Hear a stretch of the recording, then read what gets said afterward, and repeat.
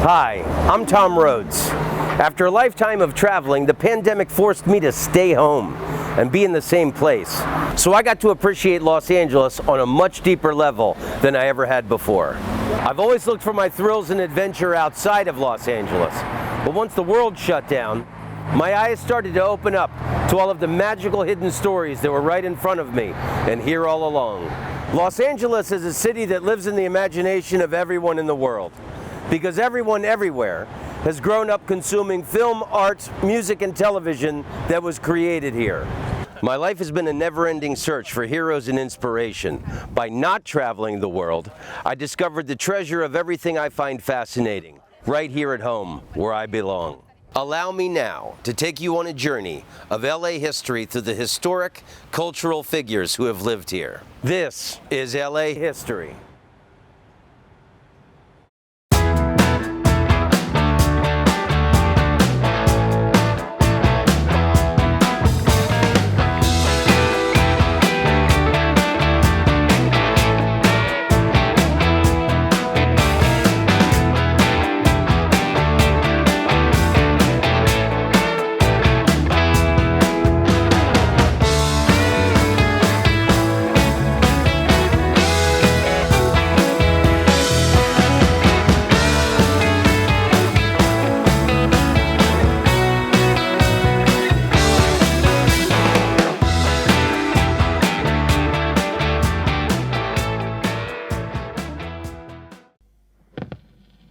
To do a dull thing with style is preferable to doing a dangerous thing without it.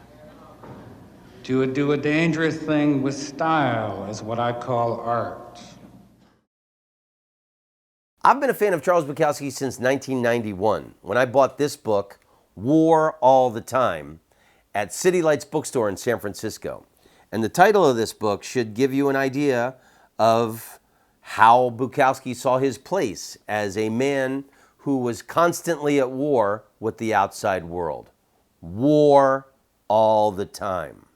Charles Bukowski was a poet and a novelist who lived and worked his entire life in Los Angeles. And Charles Bukowski isn't for everyone. At times he could be misogynistic, cruel, vulgar. He wrote about heavy drinking, sleeping with prostitutes, gambling on horse races, and the lowlifes and broken souls who populated the Hollywood dive bars where he spent most of his life in. The thing I love about Bukowski is that he saw great beauty among all of the ugliness. He was authentic in his life and in his written words. And he was a survivor who had endured near poverty, meaningless jobs, and a lifetime of heavy, hard drinking. He turned his life and what he saw into great art. And that's why I personally find him to be an inspiring person. The low-life, degenerate world that he operated in, he turned that into magnificent written word, great stories, and beautiful poems. And as Bukowski said himself, one learns survival by surviving. Shall we take a drive?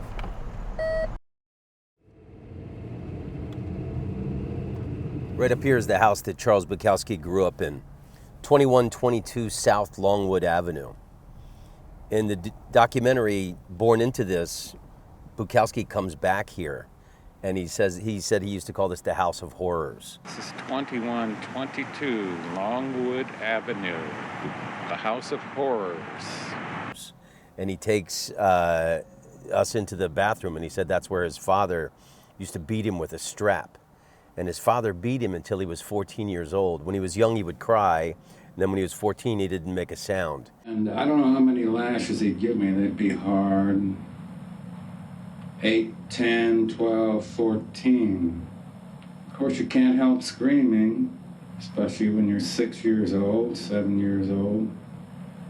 As I got around to be about 10 or 11 or 12, I screamed less. In fact, last beating I got, I didn't scream at all. I just didn't make a sound. And I guess that terrorized him because that was the last one when I didn't make a sound. And that's when his father stopped beating him because he realized that his son wanted to kick his ass.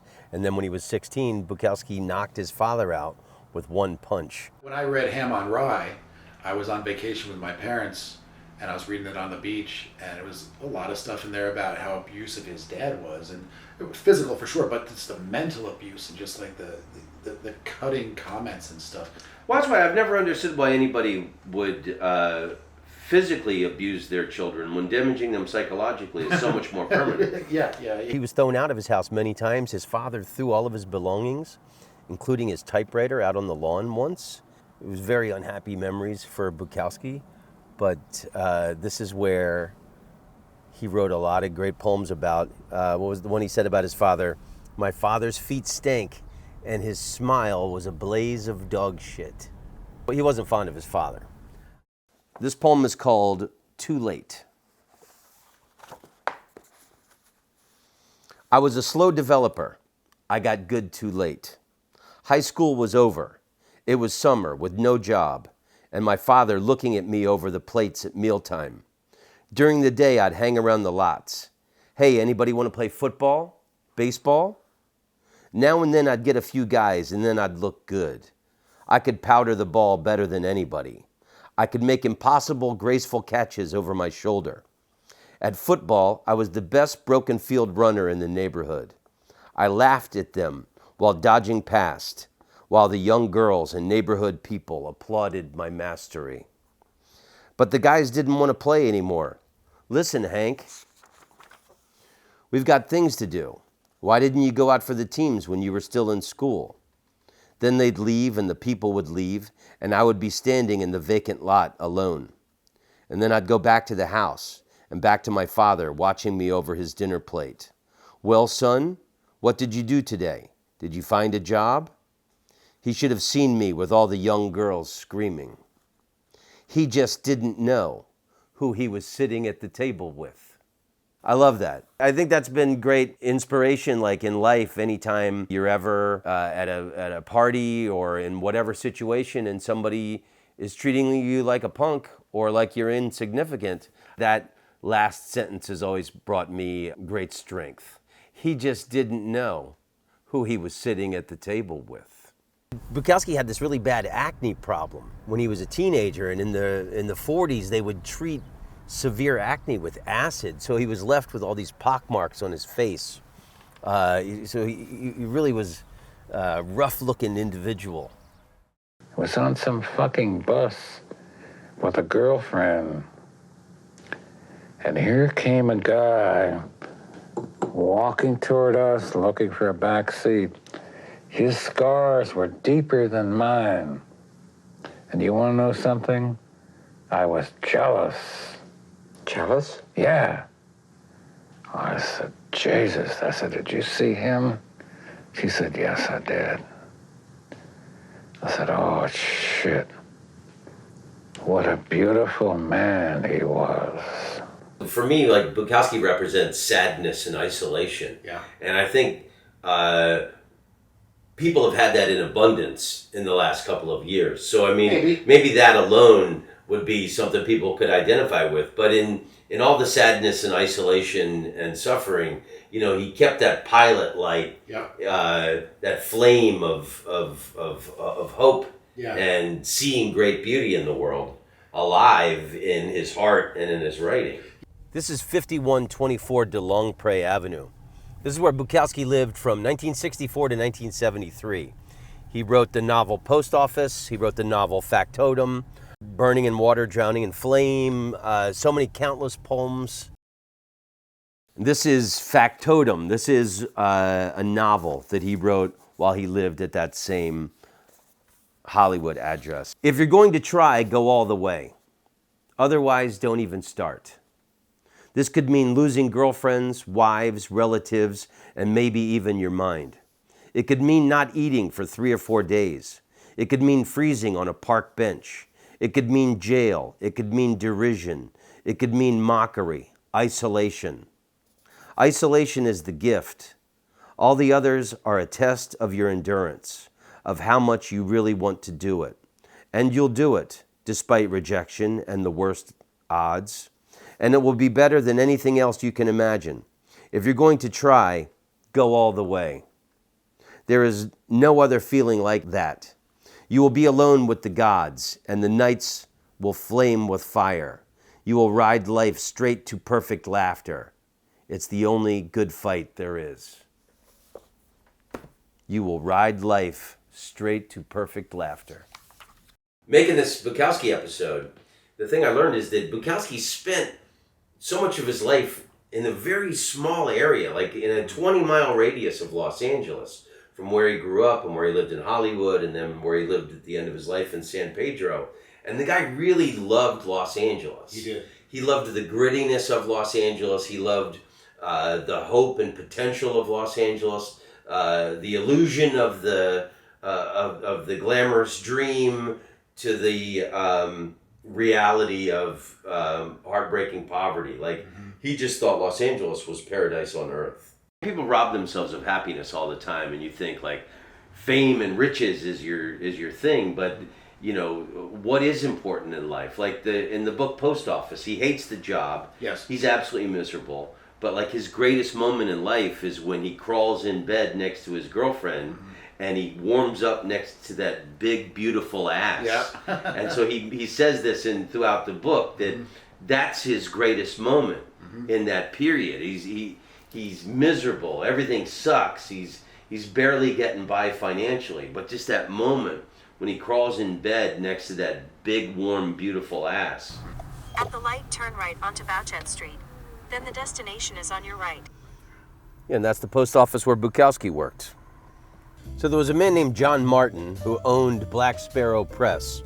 He was a publisher, and he was the first person to see Bukowski's potential, and he started publishing his work. And then once he started selling a lot more of his work, he asked Bukowski, how much would it cost for you to quit your job at the post office and whatever else he was doing and write full time? So Bukowski sat down, figured out how much money he needed every month for booze, for cigarettes, for rent, and John Martin paid him that. And he was able to quit his job and write full time. So thanks to John Martin, his life turned out peachy. If you consider bar fights, prostitutes, and trouble with the cops peachy. One of Bukowski's favorite places to drink, the Frolic Room. And when I used to drink, I used to like to drink there too. Yeah, this is the famous Musso Franks. It's been here since 1919. And after 1980, he would meet and have dinner or lunch with his big shot friends like Sean Penn or Dennis Hopper. After Bukowski got famous, one of his favorite spots to go. Yeah, Musso Franks you may also remember from the Quentin Tarantino movie Once Upon a Time in Hollywood. On the valet section in the back, the Brad Pitt character tells the Leonardo DiCaprio character, "Don't cry in front of the Mexicans." Put these on. Don't cry in front of the Mexicans. It's also Charlie Chaplin used to love to hang out there too. So we got a lot of great Hollywood history.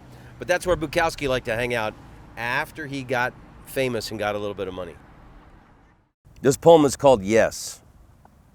No matter who I'm with, people always say, "Are you still with her?"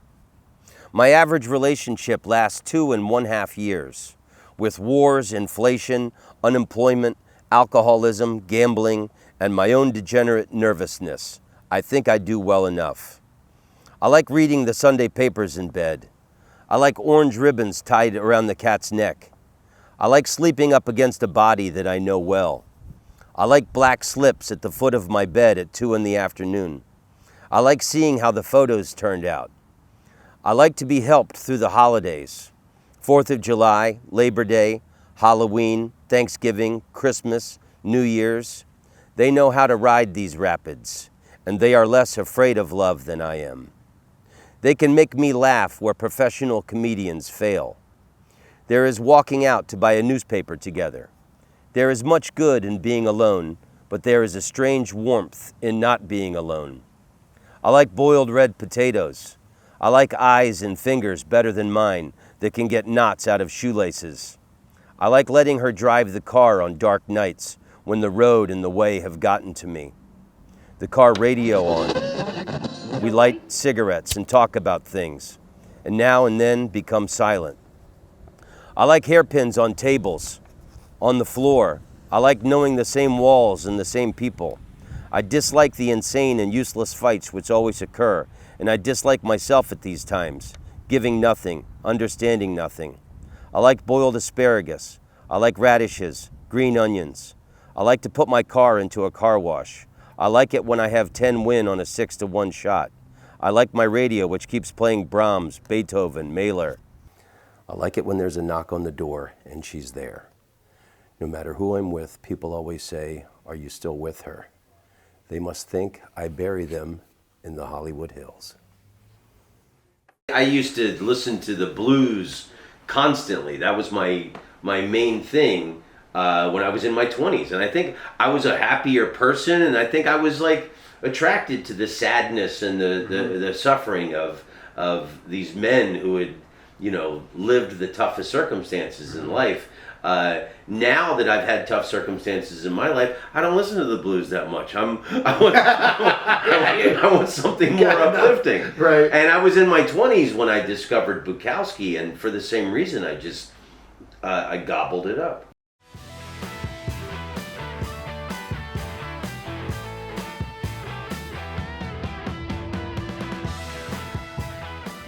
The last live reading Charles Bukowski ever gave of his poetry was in April 1980 in Redondo Beach, California, at a rock club called the Sweetwater. The address of the Sweetwater was 264 North Harbor Drive in Redondo Beach, California. This is what stands. They knocked it down. It's a parking structure. Looks like there's some offices on top, but to me this is a very historical place in Los Angeles. They put it out as an album called Hostage. I've listened to this album thousands of times. Bukowski's sitting at a table, he's got a few bottles of wine, some beer, he's smoking, and he's drunk, and he's challenging the audience to a fight for half of the reading. And he keeps mocking them too about Redondo Beach. It's really funny, he keeps saying, "Redondo Beach, my God, you guys are so tough. You're tougher than the Vancouver gang, you're tougher than the East Lansing, Michigan gang." Got me all upset now, goddammit. What did you say? I'm carrying my steel, man. And then he says this one thing that I think is hilarious at one point. The audience is like, people are heckling him and it's just chaos and mayhem. And he says very coolly, "I came to Redondo Beach not to conquer it, but to collect $1,000.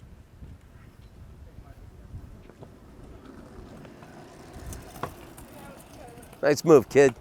Maybe he came out here for a smoke before he went on. Come to terms with his butterflies.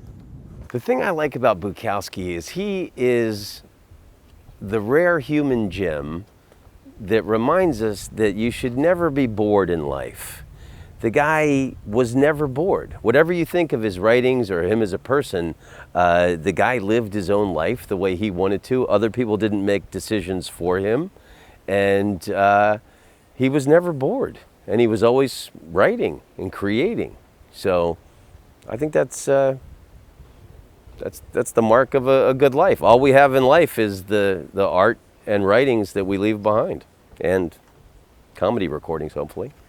So what was the piece of writing by him that just knocked you out and made you think, you know what, I want to have his face tattooed on my leg forever? The thing that made me want to do the tattoo was his mantra of "don't try." A lot of people take it as, don't try, slacker life, why bother? Or don't try to be a drunk all the time.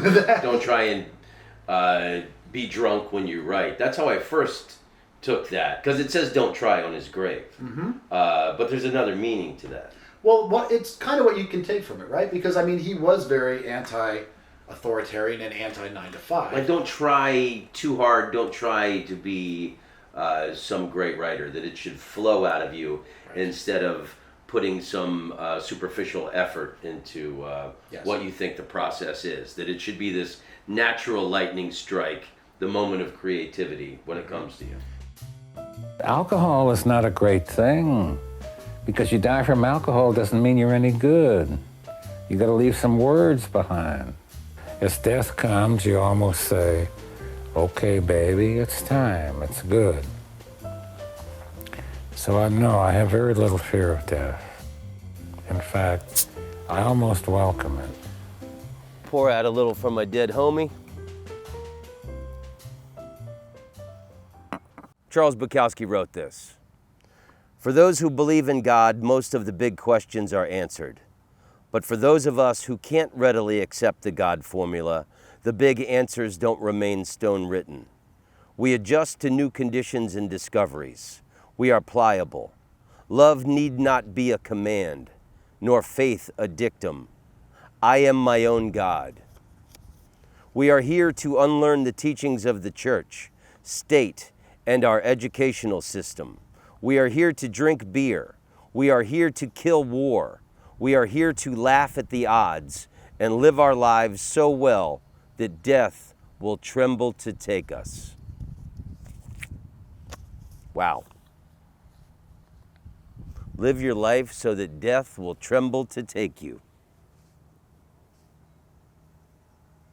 That's some badass shit.